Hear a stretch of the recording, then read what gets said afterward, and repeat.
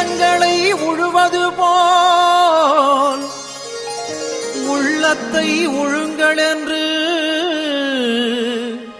உலகப்பிதா சொன்ன போது உழவர்கள் தொழிலாளர் ஊராரின் எண்ணமதில்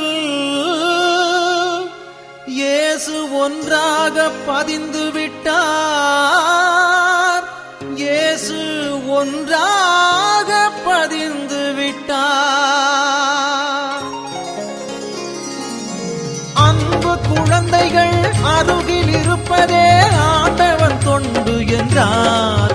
இயேசு ஆண்டவன் தொண்டு என்றார்.